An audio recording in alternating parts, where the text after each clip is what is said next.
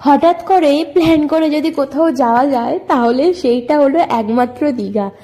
একদিন আগে হোক অথবা এক সপ্তাহ আগে প্ল্যান করলেই কিন্তু দীঘা যাওয়া যায়, তবে এরকম একদিন অথবা এক সপ্তাহ আগে প্ল্যান করলে কিন্তু কখনোই অন্য কোনো জায়গায় যাওয়া যায় না।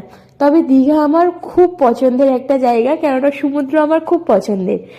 আমি বহুবার দীঘা গেছি, বিয়ের আগে থেকে যাচ্ছি আর বিয়ের পরেও বহুবার গেছি। বলতে গেলে প্রত্যেক বছর আমি অন্তত দুবার করে দীঘা যাই। তো এই নিয়ে অনেকেই আমাকে অনেক কথা বলে, অনেকেই কি আমার বরই আমাকে বারবার বলে যে তুমি ছাড়া আর কেউ এতবার দীঘা যায় না, দীঘা ছেড়ে এবার তো পুরী চলো একটু।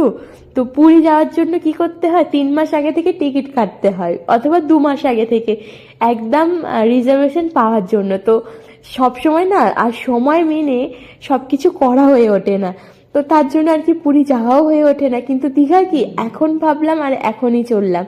তো সেরকমই হয়েছিল আমার।